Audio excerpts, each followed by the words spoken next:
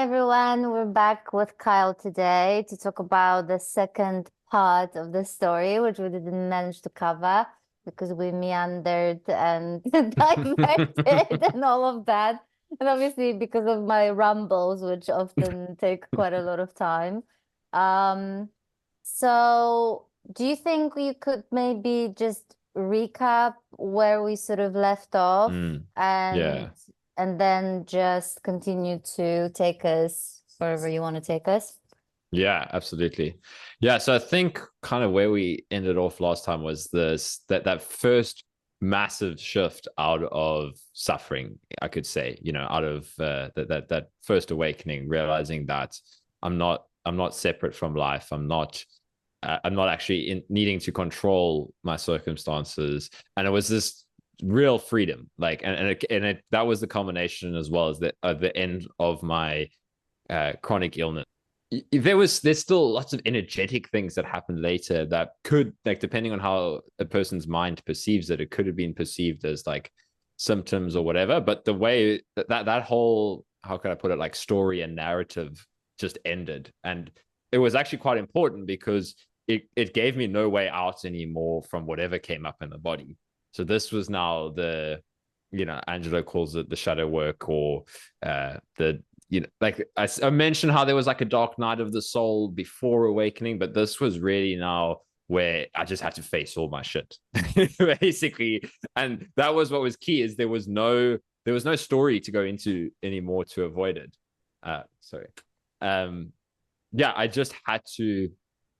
So this is this next phase. So it was last year really, and yeah, the chronic illness ended for me. I was just able to live my life and do what I wanted now. But it was an interesting phase because I also had to learn now how to engage with the world living a busier life again, because I had kind of found all of these things in a very isolated place, in a very detached way for like a year, not being engaged in life at all. So now it was kind of rushing back into life and all the things I'd wanted to do, and all of that, with this whole new perspective of like that there is nothing ultimately that can go wrong. But then bypassing was starting to happen, right? So Tell us all about it. We love so talking about bypassing. oh yeah, it's important, hey. And it was the classic bypassing, right? The good old non-dual bypassing. So The good old pal, the the Nyonjo bypassing. Yeah. the textbook stuff. So yeah, it was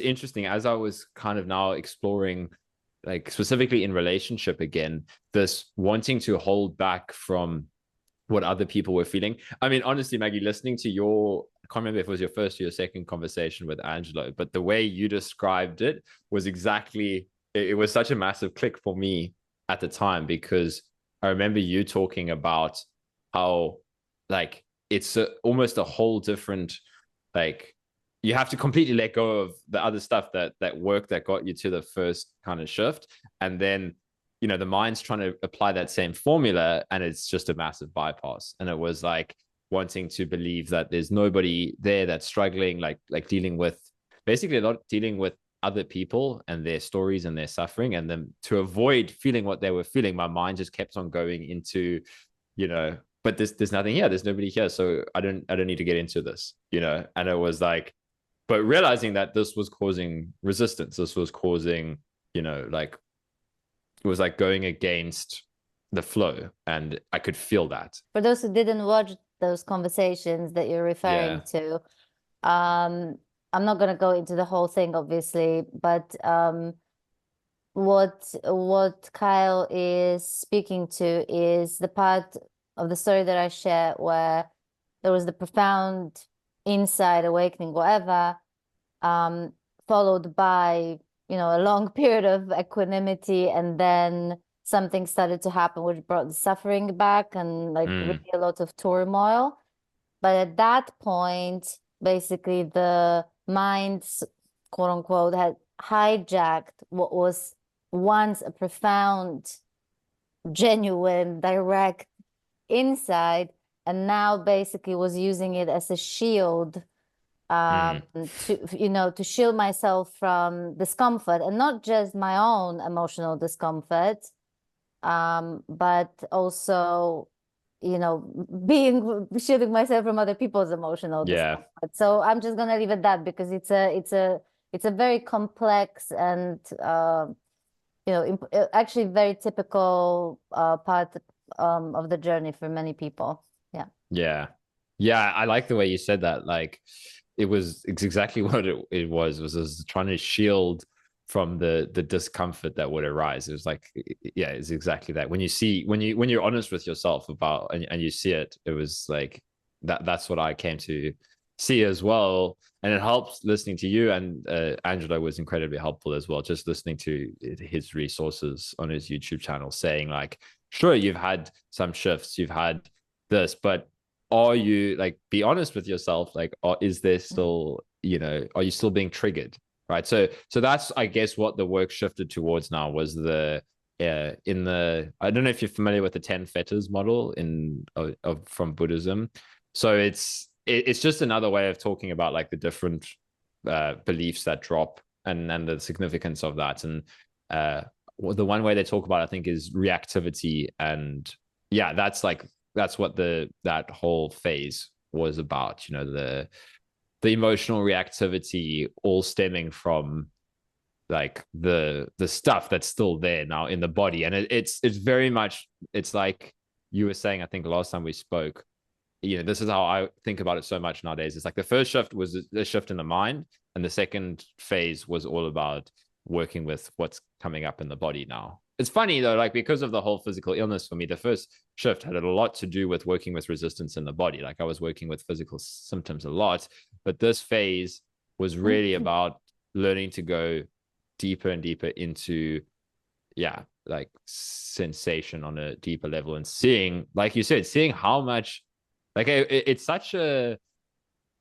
yeah, it's such a funny phase, like, to think about it, how there's that freedom on one sense, but at the same time there's that, like, that suffering that is back, but it's not, it's just got, I don't know, this is how it was for me. That's all I can say, is that it's like there's suffering, but at the same time it's so, you know that there's nothing to do but to face it, because you just can't hide from it anymore, right? You can't go into any story. You just can't get away from it. And you also, but like, also the patterns had to play out for me. Like I had to, uh, this was what was really key, to be honest, was going and really being 100% authentic with learning to be 100% authentic. And that means allowing myself to do all of the things, even if it felt like a distraction, because that was the only way for me to let go of it. If that resonates. Like there was periods where I would, like, really, I would know that I was actively distracting myself from the process. But at the same time, I was only able to let go of those patterns later on, because that had to play out like that. Mm-hmm. It's like there was periods of crazy distraction again. And at the same time, it was a completely different experience though of how it was in the past, because I knew that I was doing it, but I was still doing it. So it was like, okay, I'm gonna let myself do this, and I know that, yeah, I'll feel what I feel afterwards. And it felt like part of doing the work as well was like, okay, do it and feel that, like, pure, because that would bring me into a space of like helplessness afterwards, where we'd be like, okay, I'm just going to distract myself with completely, like, I don't know, unsatisfying things, just like, the mind seeking pleasure or whatever. And then sit in afterwards that feeling of it not satisfying anything at all. And it was actually, yeah, there were periods where it was really intense, but at the same time, for me, there was no going back into a story of something's gone wrong. It was like, wow, this is intense, but I just knew that's how it had to play out. Again, one of the reasons why I love listening to different stories, because the way this plays out Yeah. for people, even though there are many similarities, it can be so different. Not only that, sometimes, we can think that, oh, this happens after this particular shift, or after this particular shift, or after this particular shift, nothing happens anymore. But actually, Yeah. you then find out that actually it does. And actually for many, um the more powerful the shift, the more powerful the unlocking of Mm, stuff that basically was previously unseen. It's not mm, just, so I sometimes compare it to, like, awakening journey is like a toilet brush that you use to like unclog the blocked mm, toilet. And it brings up a little bit, it just, it just continuously um unlocks whatever basically is contracted, whatever keeps you sort mm, of whatever pulls you back into suffering. But it also does it in such a way that, it sort of expands your capacity to be with yeah, this stuff. You know what I mean? yeah. So, I know for the fact that there are certain things that had they come up for me at a certain point in my journey, there was just no way I had the capacity to deal with it. And I could see how the results of that would have been, not great, So Mm, there's an incredible intelligence absolutely. to the way these things unfold, and when they unfold, and all of Yeah. that, and even the intensity and the duration of each phase or stage. And there's such a um variety of different experiences. So, Mm, and actually, yeah, and that's when certain patterns only then are exposed. So like the patterns yeah. that you've never seen before actually only begin to make themselves known and start playing out in often, yeah, like you said, pretty destructive way as well. Yeah. Mm, yeah. Yeah, exactly. I like what you said about like the capacity, because that's something that, yeah, I like to share with people, and it was very much a part of my journey as well, was realizing that it's only through those kind of experiences that feel so overwhelming and intense in the moment that you realize that you had limiting beliefs on what your capacity for experience was, and like you said, though, the intelligence behind how it plays out is so incredible, because it happens exactly, the mind will be saying that, like, oh, okay, I'm not ready for this is too much, but you are like, that's exactly why it's coming to the surface at that moment, because it's now, but it will always feel like too much, because otherwise how can you increase your capacity or realize that your capacity is greater than it currently feels if it doesn't feel too much, because it has to break down those current limits of what feels like you're capable Mhm. of with experience. Mhm. And for me, that's why I feel like it was so helpful that I understood what was happening through listening to Angelo, and I would continuously refer back to one of his videos when things were feeling particularly stuck, and I just, the mind would be, very kind of struggling, and again, you would know that there's nothing you can do to like escape from it, but at the same time, I would know that, like, I am distracting myself somehow, but I don't know. Again, it was always coming back to helplessness, really, like this helplessness that I don't, a part of me, and like you said, I think that was what was the way mine played out the way it did. Everything like happened in such a congested period as well, because I think this drive was just so strong for me, so that I just, everything was coming up, but yeah, always referring back to Angelo's content was really helpful, just to know that no matter the intensity of the experience, I always had kind of his guidance to remind me that, hey, this is how it plays out. This is how it feels, and just keep checking in. What is your mind doing? What are you doing that's making this worse than it needs to be? And that was Mhm. always such a helpful clarifier. Was like, okay, come back, sit into it, and realize that, yeah, again, I was getting lost in story. And but it's like you said, you have to see, like, all of these things that you didn't even know were there, that's been driving kind of your it's like being part of your conditioning for so long, and it was unconscious, and now it's coming out to the surface, and it's so uncomfortable to see these parts of ourselves at first. It's Tell like me about it. it's like, oh my Fucking God. crushing. It's Exactly. And it's again, it's like for me, it was always just like I can't, like there's just so much, yeah, I can't fix it, and that's so important to see as well, though, that it's like, because that for me brings us into the surrender of like, okay, wow, I really can't, I can't fix this of myself, and then things release as they need to. But yeah, it really brings you to your knees. Like whatever ego comes back, because it does, it, like you said, like it co-ops the process, and then now life just kind of throws all this material at us, and it's like, okay, you think you're in control of this process. What about when I show you this? What about when I show you that? this So is this is why I say that it's a process that is both merciless and merciful, yeah, at the same exactly. time, like literally simultaneously. It's Yeah, literally like, literally. fuck, I'm dying, and it's like, oh my God, that's actually so fucking freeing to not, to Yeah.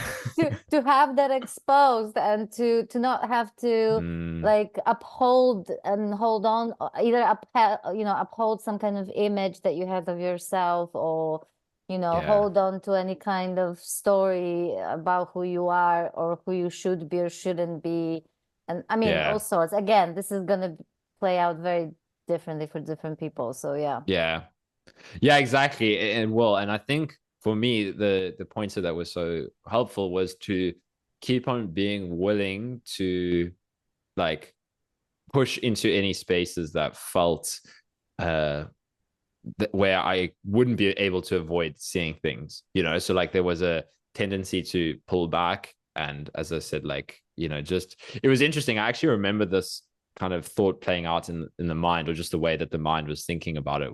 I'd heard Angelo say before that, you can't stop this process. No matter like how hard you try, it's going to unfold. It's just going to be like how much you struggle with it, really.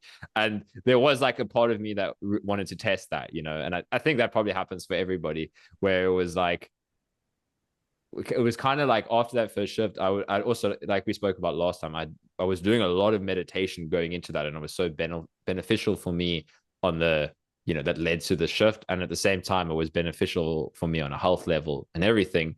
But what it did also release was the kind of that fear. I've heard Adyashanti talk about it.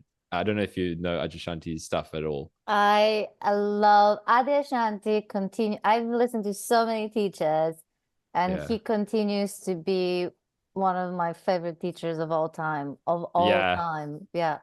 Yeah. His book, The End of Your World, is one of the best books that speak to precisely what we're speaking of today. Yeah. Yeah.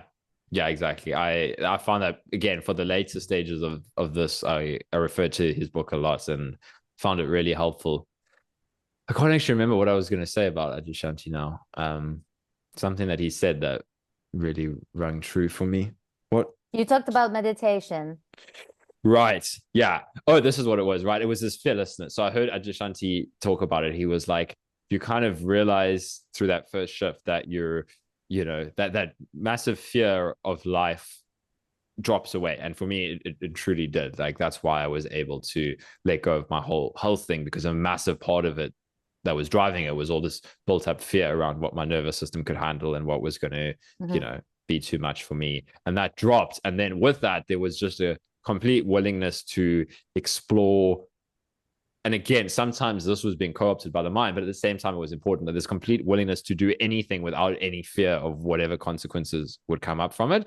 And yeah, I'd heard Adyashanti talk about that, but it like later on, you start to see that like that was coming from a place of avoidance. So basically, how it played out for me was like, from managing my health to get to this place, it had been a lot of like managing the nervous system, but just kind of, to be honest, it was a lot of letting go of managing the nervous system, because that was coming again from a place of fear and stress. But it was just kind of coming into this natural balance of doing enough meditation to allow my nervous system to just kind of release, and then at the same time pushing my boundaries. And then after the shift, with all that fear gone, I just kind of did everything I wanted to again, just kind of lived how I wanted to. And then at the same time, there was like a wanting to test all of the boundaries. And I'll often talk about this. Well, I don't talk so much from the health perspective anymore, but I did a while back. I was doing that a lot last year. Was how for me it wasn't like a full recovery unless I tried everything that my mind was still afraid of, if that makes sense. So Mm-hmm. like my mind's saying like, oh, okay, what if I stop meditating for like, because I got into this really, it felt like a very healthy habit of meditating like 2 hours a day or so. But again, now I had to learn to engage. It's like we said, like in life will like take off your training wheels now. And then I had to learn to engage with the ups and downs and the dynamism of life without the safety that I had now. So it was like, okay, letting go of that, letting go of, what if I just ate like shit? Like, what if I did all of these things that felt like the worst possible thing to do for my Mm-hmm. health, pushed Mm-hmm. my nervous system to the max again because it had become about, okay, because I had to do this though, because I had gotten fixated on the one side for so long. Like I think I've heard Angelo talk about this before. And the more I come back to that point, I see it everywhere I look in life that whenever we're fixated in like one thing, there's going to be a strong, like there has to be a strong kind of release all the way to the other fixation. And then for me, it's like it was this like pendulum until I explored each fixation to the maximum until I was like, oh, okay, there's no pull into fixation anymore. So that played out for me. And yeah, like going to the other extreme. So from, doing these crazy health diets for so long to now just eating like shit for a while and like pushing, like I got really into competitive cycling for a while because that had been something that I was just getting into before I got ill. And then I was ill for like 2 years and couldn't exercise. And now I spent like 6 months doing a lot of cycling. And all of this, like, it was so funny. I would talk with other people that had, I would share stuff about my recovery from the chronic illness. And, I was trying to show to people that once you really go deep, again, different people in different spaces. And I was always trying Mm-hmm. to share that with people, Of but course. people, there was still, for me, if there's still some fear in your mind, it's going to play out at some point. And like I would see what I was doing triggering that fear in other people as well, where they're like, careful, careful, careful, this is going to lead you back into this intense state. And I was like, if it leads me back into that intense state, that's exactly what needs to happen. I need to be able to just kind of, live Mm-hmm. completely. I need to see that for myself, if that made sense. There was no longer, Yeah, because it's not yeah, even like you remember Adyashanti actually had a very similar story going around his sports, like yeah, the cycling and being an athlete and having this drive, to like do mm, things, right? Which had to be exposed and had to be let go of. But it's not the cycling that had to be let go of. It had nothing to do with not going cycling yeah, eventually and doing all the things. It's just the story around whatever has, because where there's a story, there's a grip. So it's the yeah, grip, it's about the letting go of whatever grips, of whatever has the grip on us, yeah, not letting go of that thing necessarily. yeah, Yeah. Yeah. yeah, absolutely. And I read that book in like parts, the end of your world, because I would just read a little bit chapter and it would be really just like point out to something that was playing out exactly in my life at that Yeah. moment. And I actually only read that section on the illness after I'd worked through most of that stuff myself already. And it was such a surprise to me. I was like, no way. Shanti had this thing with like chronic illness as well, like after the Yep. shift. And it was very interesting how, yeah, it was similar, but again, there's always like slight differences. And I think what had been important for me is that I'd had this whole experience with illness before any of the big shifts. And Hmm. now it was a very different perspective in my mind that I was going to continue to uh and again, I feel like this is for me also part of what would bring up all of the shadow work sensations was exercise. For me, pushing my nervous system has always been a great way to get into, and then okay, now I have to sit with what's here. Now I have to really feel into that, as opposed to I don't know, like, you know, I think everybody has different ways of exploring that terrain. Whereas for me, uh, yeah, I also did. Yeah, I don't know what the point I was trying to make here was, but I just remember when I was reading that piece by Ajashanti, it was like, wow, it was really cool to hear. Right. And at the same time, there was a part of me that felt that I had a slightly different perspective on it because, hmm, yeah, but I think what's key is how what you said was it's about it's about whatever story is attached to it, like that's what needs to be let go. And Mm-hmm. there was always, and you know, and there was some story attached to this. There was for me an intense need to uh show that it is possible to live from the space without any fear of uh like what can go wrong. So Mm-hmm. like with other people, but at the same time there was a little bit of like a clinging to this like, you know, I'm not sick, I'm fully recovered, but I could see that. But at the same time, I wanted to kind of show that you can trust life so fully that you can do all of this. And again, if you're willing to let go of all stories, there really is no limit on what you're doing. But you have, but the point I was trying to make at the same time is I'm only willing to do this because it might push me into some really difficult stuff. And then if there's still a story in the mind, like, oh no, things have gone wrong, now I'm in a bad place, Right. that's what's key. Whereas for me, it was like, cool, this is actually why I'm doing this, is now I have to face this. Mm. And sure, sometimes like it would be really intense and there would be like doubt coming up, but there was just this unshakable, like no matter how noisy it got in the mind, there was this unshakable trust that okay, nothing has gone wrong. And yeah, so I don't know if that how that comes across, if that makes sense, but that was No, like no, it something makes that it makes sense. It speaks really nicely to basically what I refer to as sort of, it's not like my term, I didn't invent it or anything, but like the mechanism of resistance. And we mm, really don't realize that it's layered. It yeah, runs really deep, you know, that and it's an inherent aspect of the separate self, of the yeah, solidity of the self. You see what I mean? So for as long as it's there, there's going to be the negotiating with life. There's going to be the yeah, arguing with life. And that arguing and that negotiating or controlling, it's part of that mechanism. It's not even personal at this point. It's yeah, it's just something that has to play out and not it's not so therefore there's absolutely nothing fucking wrong with resistance, okay? Like it's not mm, something that should not be happening.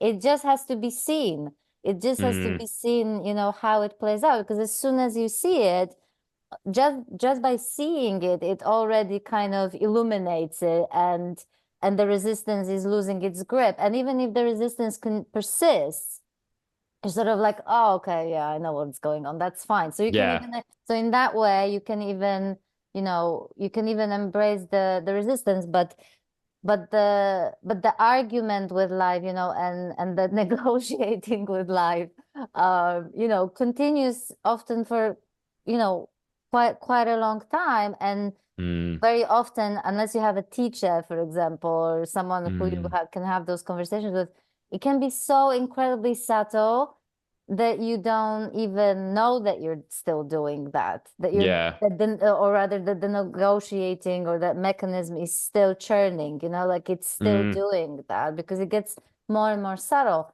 And one of the big ways in which it operates is evaluating. It's mm, mm. evaluating what's happening as this, bad, wrong, shouldn't be happening. It's still there, right? It's interpreting, it's meaning making, it's Mm, analyzing. None of that is wrong per se. Like there's nothing wrong with that. That's just part of human condition. We just do that. yeah, But it's very different when this is not seen, and therefore, or it's seen and it's mistaken as like the truth about the situation, or yeah, like a fixed or solid kind of assessment of the situation, and then it feels mm, very real. But even that, all of that is such an amazing, there's no getting anything wrong here. right, yeah, it's There's there's just a play out of all this stuff. So you mentioned the shadow work, and can you speak to anything that sort of stands out for you in terms of the stuff that came up to the light? Mm, mm.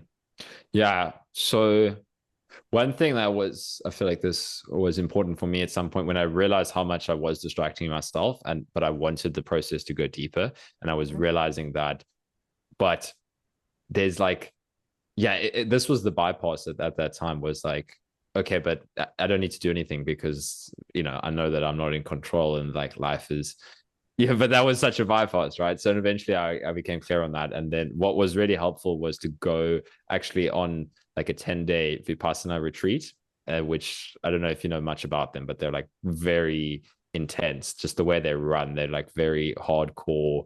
And but it was perfect, exactly what I needed to explore the kind of reactivity work at that time, because Wonderful. it was perfect, because I wanted to do that work, but I just realized the limits of my own kind of will at the time. Was like at home in my comfortable environment, every time I wanted to explore something coming up, the pull to just go and distract was too strong. So it was like, okay, I need to put myself, and I knew that the benefits of meditation, and then I realized that, okay, I'm kind of fooling myself here. But at the same time, I'm realizing that there is a part of me it's just so easy to go into this bypass. So yeah, that was really helpful. And then it was interesting. I did a couple of them that year, when I went traveling as well. I went to Europe at the end of the year for like 3 months.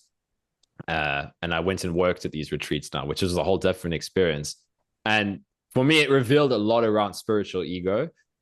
Like this now, because most of this process had been on my own. I really wasn't engaging with anybody. I was using resources online, but it was very interesting to see what came up in the mind now that I would go into these communities with a strong spiritual ego. One of the key things was realizing how much like collecting of uh like achievement kind of stuff there was going on there around, like, you would go there and it's very natural. Like, I understand exactly, because everybody's minds does this, right? Until we see it clearly enough. But like, yeah, seeing how everybody was so fixated on how many retreats somebody had done, and like this meant how far you were on like the spiritual path.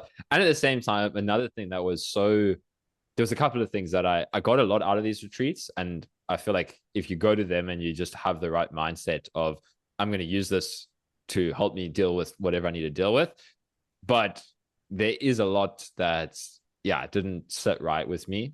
So there's that. And at the same time, I realized like there was some, and sure, there was definitely ego coming from me as well. But there was also a deep knowing that there were some people there that had been on like 10 or so of these retreats, that they would just be like, wow. And everybody would be like, wow, this guy's been on 10 retreats. And then just the way they were talking, I was like, it's so weird. I haven't done one of these yet, but I've realized something that you haven't, like, Mhm. just, there was just a realization in me, because again, I still wasn't even thinking that I'd had awakening. I wasn't thinking in those terms at all, but there was just a Mhm. realization, like, yeah, maybe all these shifts that happened with my illness, there was a willingness to kind of not need to have an ego, like, like, not need to have a story and like collect experience in that way, where I Mhm. was like, at first I was just like, because I had that in my mind as well. So this is why this stood out to me, was I had in my mind like, wow, surely if somebody's been on like 5+ of these retreats, and you sat with your own internal experience for 10 days meditating like 12 hours a day, surely that means you're going to have realized these things that Mhm. seemed quite obvious to me at that point, because of what I'd been through. And that was what was quite surprising, was I was like, wow, how does it even work that you just keep coming back to these Mhm. retreats? And there's some kind of, yeah, trick of the mind where, I don't know, I would think that it would have exposed certain things by now, but I was just quite Mhm. surprised by how there was still these kind of deep-seated uh yeah, spiritual ego things going on that seem clear to me. But um yeah, so that was quite interesting for me to realize that, wow, that was what was also starting to drop beliefs in myself about what it means to be part of a tradition, and like all of this putting things on a pedestal. Oh wow, this person meditates this much, and that must mean they've had so many realizations, where it's like, wow, they can still have a lot that they haven't seen, because maybe they've become so comfortable in that Mhm. community, you know. I'm completely like not familiar with that kind. I mean, I've noticed that I think there are aspects of what you're speaking of. I definitely notice it. And I told you that we had a whole conversation about, Yeah. how my shock kind of to like witness, so much like the, dogma Yeah. and hierarchy of superiority, of attainments, of, Yeah. whatever that may be, which I found just completely mind-blowing and above all surprising. Yeah. Um, because if there's anything I knew at that point was that no one had exclusive rights to truth with capital T, and that, Mm, there's absolutely no hierarchy involved there, and, or superiority. So none of that made any sense to me. mm. And that's why I'm probably glad why I had skipped all that part, Yeah. but that is not Yeah. to say, but that is not, like with everything, I think with all the practices, with all the traditions, with all the groups, there's so much that's good, Yeah.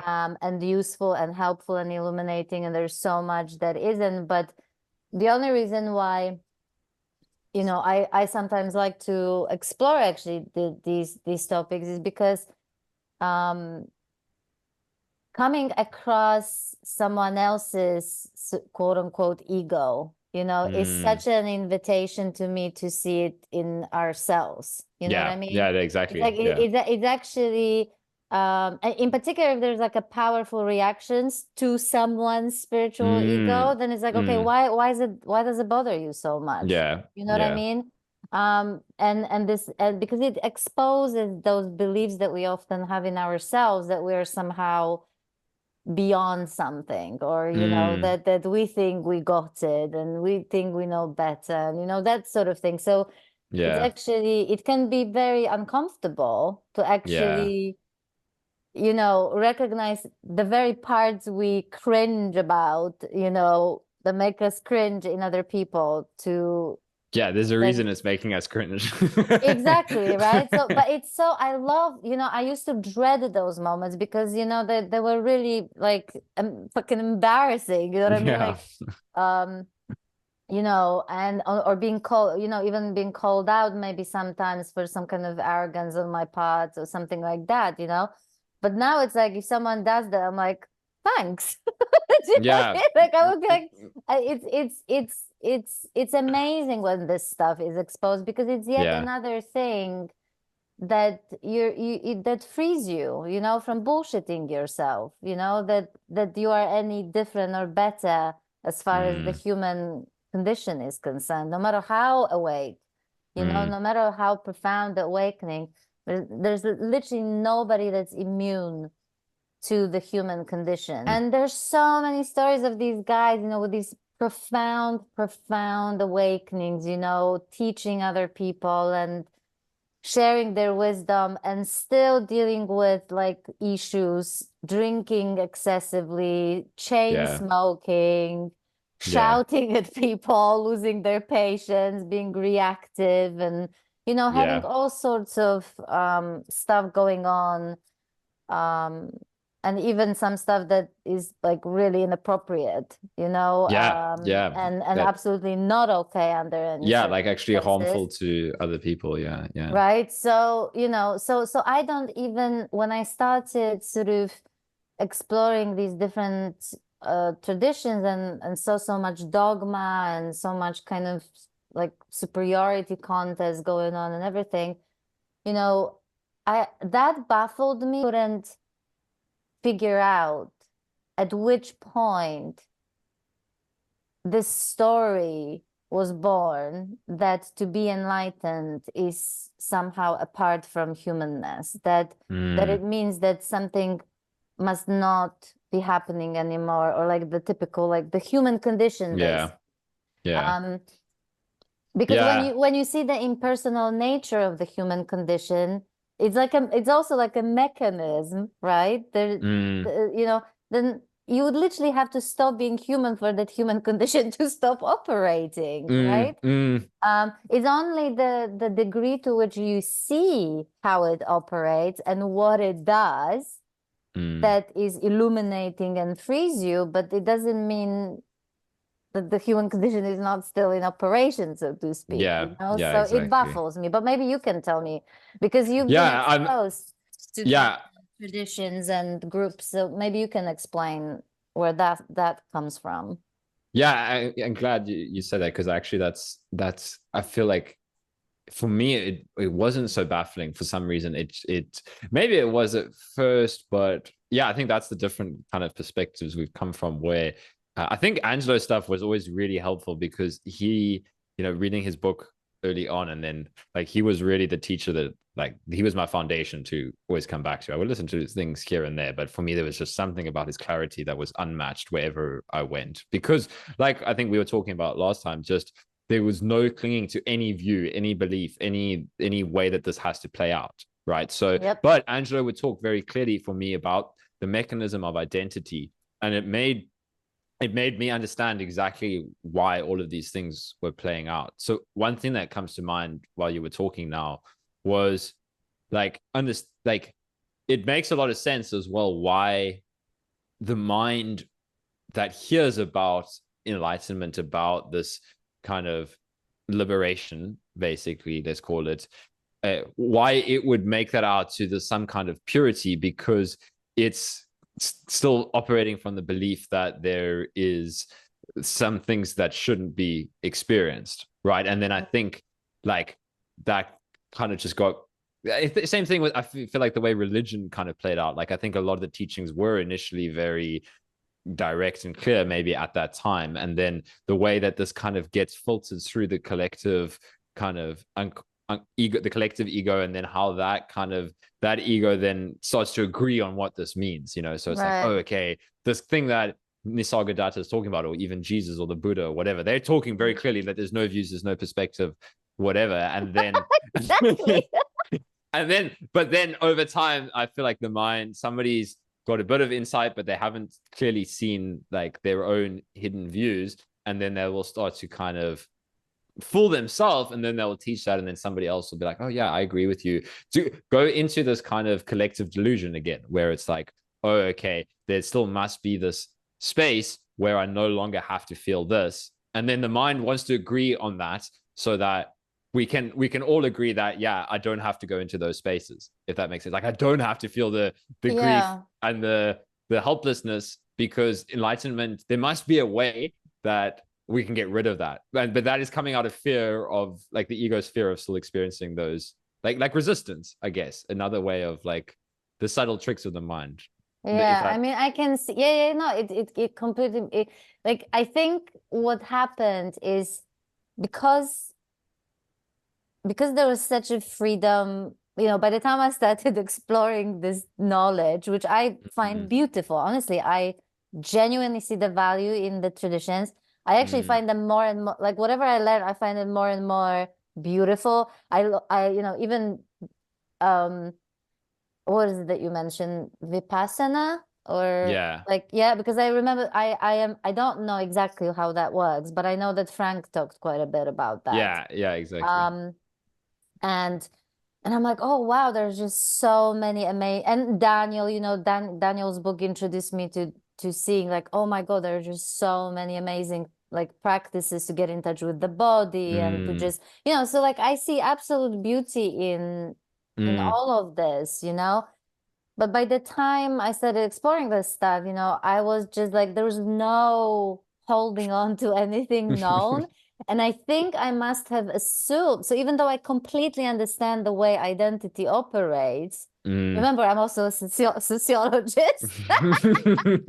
Like, it's funny because like here I was, this is, my academic background is all like an identity oriented, and now it's like all about dismantling that Yeah. identity. So it's kind of really funny, kind of ironic in that way. Yeah. But and I think I must have because I started educating myself sort of backwards, Mm. I must have assumed that everyone who teaches about Mm, enlightenment mm. um knows that Yeah. to You're be giving everybody enlightened. too much credit. Yeah, like that to be enlightened, like it was just like innocent, you know. It was like Yeah, yeah, not like exactly. as a it's not that I was judgmental. No, it's I quite the was opposite, I baffled. feel. I was Yeah, yeah. baffled. I was like, wait a minute. Buddha is talking about this. Like Buddha is talking about not holding on to anything known and Yeah. not being dogmatic and everything. And then there's like so much dogma going on. So I think this is the bit where I Yeah. was completely baffled because to me, to talk like being enlightened or talking even about enlightenment and being dogmatic is just like it's an Mm, oxymoron. It's just such a mm, mismatch. Because it quite literally is the opposite. It's just such freedom from mm. holding on to anything that's knowledge, you know, no matter how wonderful, no matter who said it, no matter who, you know, and I think that is also often misunderstood that to say that this is just an information, you know, like what the scripture says and everything is not the same as to say that it doesn't have value or that to undermine what's said. That's not what I mean. I'm talking Yeah. about specifically the dogmatism that says this is the correct way, this is more superior, this is right, this is wrong. Yeah. My tradition is above yours. I'm above you, and you Yeah. know what the hell do you know? You know, Yeah. blah blah blah. That sort of thing. Yeah. Yeah. Yeah, Yeah. it is very curious how the ego filters its way into like even Yeah. these very clear points. And I think, yeah, I think for you it probably, yeah, with like the unique way that your path played out compared to, for me, it started with listening to a lot of Sam Harris who would talk about like kind of Mm-hmm. spiritual traditions and the spiritual ego. I think that made me a very aware of it early on, and then Angelo as well. So yeah, Mm-hmm. I think for you, just from my perspective, from all the path that I went on, the way it played out for you is very unique in that, like it is for everybody, but specifically in that you came to kind of all of those insights, and then like we always talk about with you, like then going back afterwards and being like, oh wow, this is how it's viewed in the spiritual community. But because you already had the insight, right? So that's the thing. Yeah. That's why it's so baffling, because for you it's so clear, but then it's like, I guess these are coming from spaces that have some insight, but still a lot of ego, and now it's the same ego playing out just in spiritual terminology, and it's even more difficult, I feel, to break down, because the ego feels like it's aware of itself already. You know, it's like, oh yeah, no, I know that, but it's Mm-hmm. actually, it's like a massive blind spot, like it is, you know, with the Yeah, ego. absolutely. So is there Yeah. anything else that was exposed during that period other than what was going on while Yeah. participating in those groups or otherwise, maybe in your relationships with people close to you and stuff like that? Yeah, there's quite a lot I could touch on. I guess a couple of things.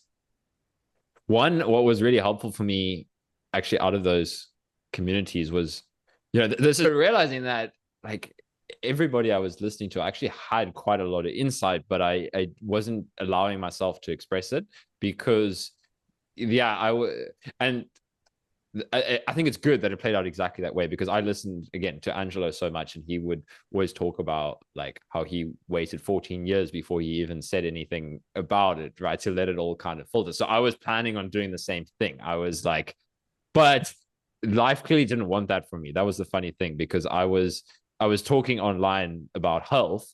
I started a YouTube channel talking about that, and it was good. And I couldn't not talk about awakening anymore. Like I tried it. I initially was like, okay, I don't feel like, I know there's still stuff for me to explore, so I don't feel like I'm allowed to talk about it. It was like, you know, that would, you know, who am I to talk about this kind of Mm-hmm. subject? Mm-hmm. And but I just couldn't anymore, because I couldn't, like I could just see how people were kind of responding to all of my questions with more and more questions about health and more about this, and I was like, okay, look, I have to get really fucking honest about how this played out for me, and the only way I recovered was through this kind of awakening shift. So I was like, okay, I have to start talking about that. And then, but then there was still, yeah, so this is what kind of started dropping recently, was then I started to talk actually, and lots of like it just played out perfectly, like the way life let it all play out, where I was now getting to the space where I had was just keep on dropping more and more of the shadow work. So again, through life circumstances, like I went back to an old job at the end of last year, um, teaching kite surfing, and it was really fun. But I was starting to see that I was actually not allowing myself to do what I really wanted to do. It was like this kind of, I don't know what you would call it, but this like spiritual unworthiness. But it was good because like that broke down when it needed to. But it was this feeling that like I have to stay small and fit into the like not share what I've realized, if that makes Hmm. sense. Like this, you know what it was? It was like guilt around talking about this kind of subject where it was just like um But it doesn't yeah, surprise me, Kyle. yeah, It doesn't surprise me at all because one of the things that I did notice as part of my explorations was this, people being appalled by the fact that there are so many people now speaking about non-duality, you yeah, know? yeah, And there was this whole like I mean, different people saying different things, but basically the key sort of message coming out of what they were saying was that basically these people think that they're sort of awake, they start talking about it, probably are not, or they're just mm, like making claims that they shouldn't make, or mm, prematurely, or they sort of think that they arrived but they didn't, and then they start teaching. And I can completely understand, because I mean,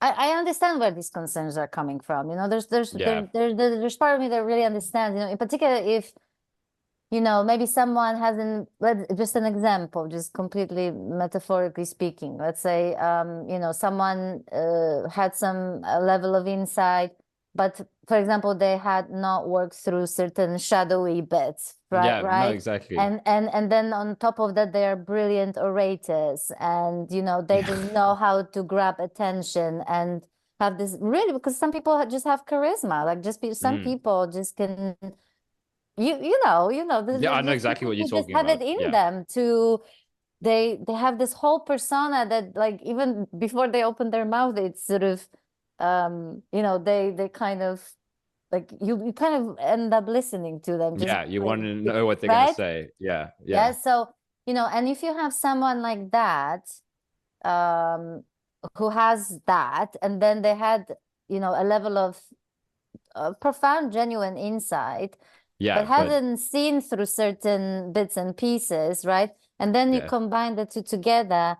Obviously, there is always, this is why we're hearing stories of exploitation and all yeah, sorts of abuses going on and everything. So there's definitely an element of that has to be taken yeah, into exactly. consideration, and absolutely not just glossed over like, whatever, because there are real consequences, Yeah, that there's real damage being done, psychological or even, physical, whatever.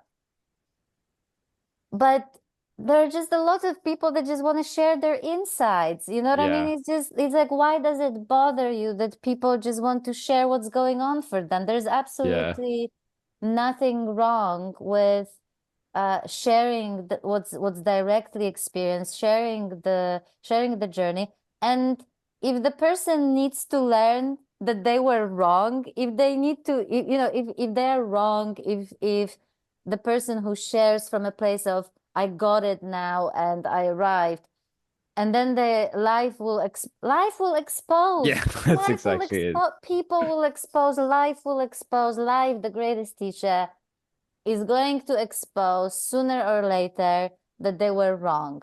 Yeah, And it's none of my business. You see what I yeah, mean? Like, I don't, yeah, this is yeah. none of my business. It's precisely what needs to play out for this Yeah, person. And this absolutely, is yeah, why I think Frank is such a brilliant, very extreme kind of, example of someone's journey unfolding. And the Frank who started the YouTube channel doing crazy shit, and yeah, the training, the everything, right? The whole journey is there, so yeah, there's a, I think most people who I don't know, I don't have statistics, okay, but it is at least my impression that most people who share, um they just share. They don't claim to teach. Yeah, They just yeah, yeah, share. And that's like, and but we both, you and I, know and appreciate the fact that it's through those sharings of the stories of ordinary people that actually we learned often even more maybe, and had some insights through, thanks to listening to those stories that helped us in our journey, right? So you yeah, find yourself in those stories. Okay, yeah, and the absolutely. end of my ramble on that one. So No, but that's great because yeah, it brought up some things I wanted to say because the funny thing for me was exactly like you said, it was all of those concerns around the unseen ego that will co-opt the process. mhm, And again, I think Angelo was what who made me so aware of this. Like in his book, he would talk about always being aware of that and in his videos and whatnot. But what was interesting for me was that this was what happened recently in the last 4 months or so, realizing that there's a shadow side to that, and that's what it played out for me, was taking it too far to the other extreme.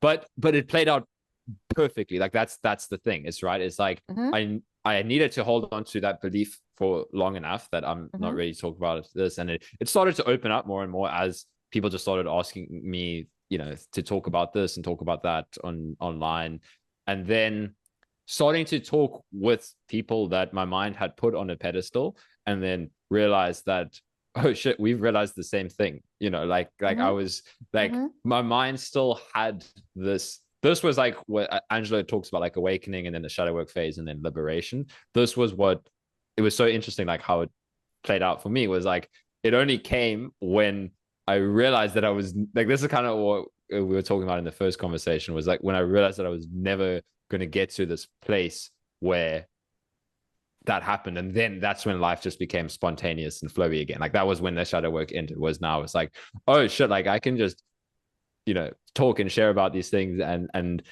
yeah, the funny thing was like me holding back from talking about non-duality and awakening mhm, was part of what was still keeping the identity structure in place, if that mhm, makes sense. mhm, Like it was mhm. it was that like, well, it's funny, it feels like for me like quite a interesting way that it played out in the end. It was like, holy shit, like this is it. Like but I only realized that when I really allowed myself to do what I wanted to be doing. And then there was no need for this thing called liberation anymore, if that made Mhm, sense. It was just mhm, like, oh shit, like there's nothing to hold back from. There's nothing. And it's like you said, there was, because what it was there was still hidden fears around like being exposed, or of not being in control, really, mhm, of mhm, that pure being in the flow and not knowing how things are going to play out at all. And then the more that my life started to speed up into that mode where it was like,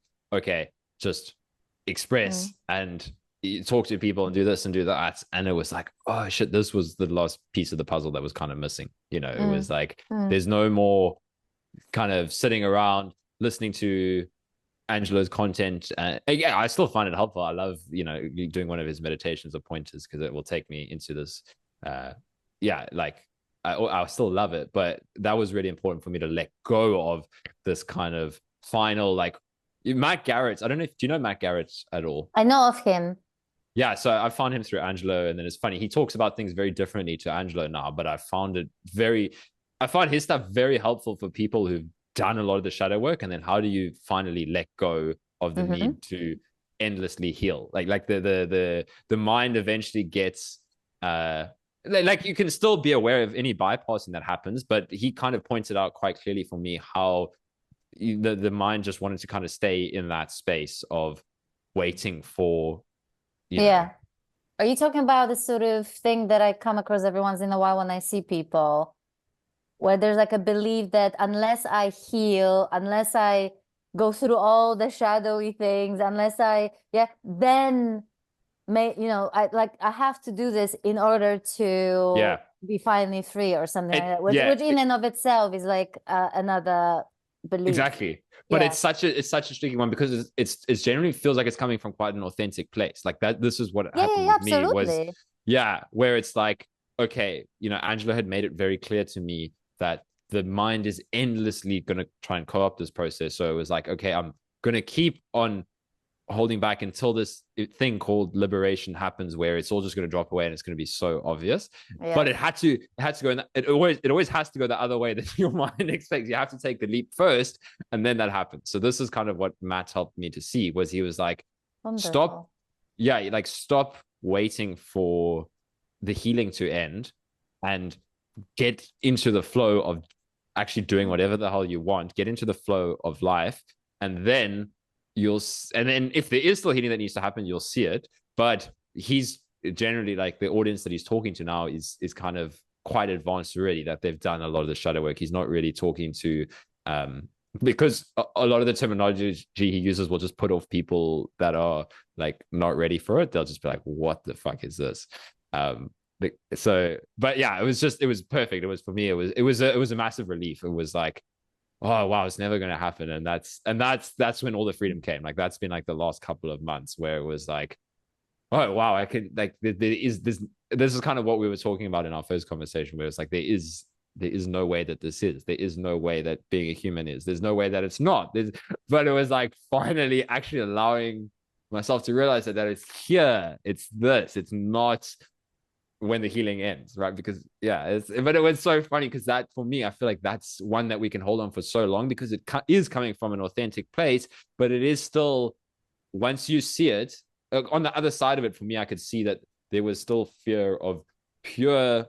I love how Angelo has put it for me before. I finally understood exactly what he meant, where he's like, you completely just go off the map and you live with absolutely Mm, no orientation or context. And I was like, yes. oh shit, that means letting go of everything, like letting go of and it's just like, yeah, it was just eventually so clear, but it became clear more through just living than through, like, more probably kind of to your path, but coming from the path that I came from it. And even like Frank stuff, like uh realizing that he had this big pop moment. Like, I would watch a Mm-hmm. lot of his videos, and Mm-hmm. then he was Mm-hmm. like, there was this eventual thing. Whereas for me, it's funny, my path has always been like uh just the subtle dissolution until eventually it's not there Yeah. anymore.